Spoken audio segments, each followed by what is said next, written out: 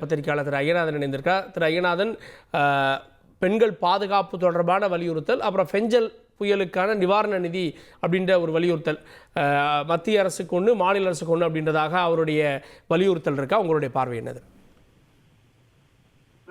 முதல்ல அடிப்படையிலே என்ன அப்படின்னா, இது ஏற்கனவே எல்லா அரசியல் கட்சிகளுக்கும் செய்து வர அதே ஒரு அரசியல் வழிமுறையத்தான் திரு விஜயும் கடைபிடிச்சிருக்கிறார். இங்க ஒரு ஜனநாயக அரசியல்ல மக்களால் தேர்ந்தெடுக்கப்பட்ட அரசு இருக்கும் போது, அந்த மக்களால் தேர்ந்தெடுக்கப்பட்ட அரசால் சட்டம் ஒழுங்கை காப்பாற்றவில்லை என்றால் மக்களிடம் சென்று அதை கோரிக்கையாக வைத்து மக்களிடையே போராட்டத்தை நடத்த வேணும், கட்சியை வைத்து போராட்டத்தை நடத்த வேணும்.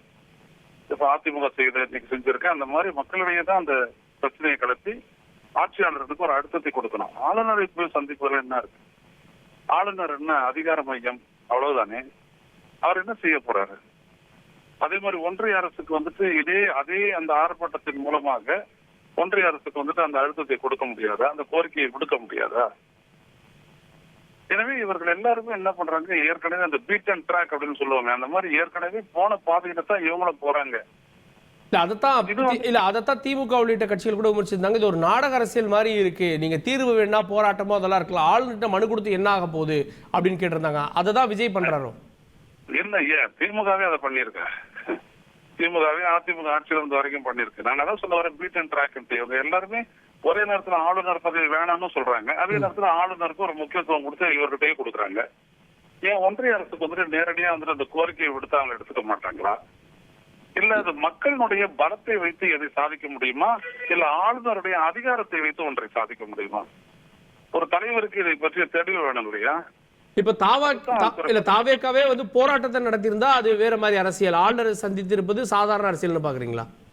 ஆமா, அதிகார மையத்தை நீங்க நாடுவது அப்படின்றது ஒரு சரியான அரசியல் பாதை கிடையாது. தாவேக்கா மக்கள் செல்வாக்குள்ள மக்களினுடைய ஆதரவு பெற்ற ஒரு கட்சி. அவர்கள் ஒரு ஆர்ப்பாட்டத்தை நடத்தி இதே கோரிக்கைகளை முன்வைத்து அழுத்தம் திருத்தமாக செய்யும் பொழுது அது ஆளுங்கட்சிக்கும் காவல்துறைக்கும் ஒரு பெருத்த அழுத்தத்தை கொடுக்கும் அல்லவா? ஒன்றிய அரசுக்கு அந்த கோரிக்கையை விடுக்கும் பொழுது அதை ஒரு அழுத்தம் கொடுக்கும், ஒன்றிய அரசுக்கு ஒரு அழுத்தம் ஏற்படும் அல்லவா? அந்த பாதையை விட்டு இந்த பாதையை தேர்ந்தெடுப்பது அப்படின்றது என்ன? அது ஆனா யார் எதிர்கட்சின்றப்போ ஆளுநரை சந்தித்தோம், புகார் மனு கொடுத்தோம் அப்படின்றப்போ அந்த இடத்துல விஜயும் வந்துடுறாருல்ல, அதிமுக பாஜக எல்லாம் சொல்ற மாதிரி அதுல விஜய் வந்துடுறாரு. அது சரியான பாதை இல்ல, சரியான பாதை இல்ல. பீட் அண்ட் ட்ராக் அப்படின்றத நான் எல்லாரும் போயிட்டு இருக்கிற பாதை. எல்லாரும் என்ன நினைக்கிறாங்கன்னா, அப்ப எம்ஜிஆர் பண்ணாரு இல்லையா, அதையே தான் எல்லாரும் இவங்களும் கடைபிடிக்க நினைக்கிறாங்க. அந்த காலகட்டம் வேறு, இந்த காலகட்டம் வேறு. நம்ம அந்த காலகட்டத்துல அவர் போயிட்டு ஒரு ஊழல் பட்டியலை எடுத்துட்டு போயிட்டு ஆளுநர்கிட்ட கொடுத்தாரு, அது ஒரு பெரிய பொலிட்டிக்கல் மைலேஜ். அதை வேணா அந்த மைலேஜ் வேணா பெறலாம். பட் இதனால ஒண்ணும் நடக்க போறது இல்ல. மக்களை திரட்டி ஆர்ப்பாட்டம் செய்து அழுத்தம் கொடுக்கும் பொழுது ஆட்சியாளர்களுக்கு ஒரு அச்சம் ஏற்படும். இந்த பிரச்சனையை நம்ம தீவிர கவனத்தோடு நம்ம ஆராயணும், செயல்படணும், நடவடிக்கை எடுக்கணும் அப்படின்ற ஒரு எண்ணம் ஏற்படும். அதைத்தான் செய்யணும். அதுதான் ஒரு அரசியல் கட்சி செய்ய வேண்டியது. இது கிடையாது, இது சுலபமான வேலை. இது யாருக்கு வேணாலும் ஆளுநர் அப்பாயின் கொடுக்க போறது, யாருக்கு வேணாலும் ஒரு 10 நிமிஷத்தை நீங்க சந்திச்சு நீங்க எழுதுறத நீங்க கொடுத்துட்டு வரீங்க. இப்படி அண்ணாமலை செய்யலாம், அவர் வேற. ஆனா இவர் விஜய் செய்யறது அப்படின்றது பாத்தீங்கன்னா அவருக்கு ஆதரவாய் நின்ற மக்களையே அவரு கைவிடுற மாதிரியான ஒரு விடயம். நன்றி ஐயநாதன்.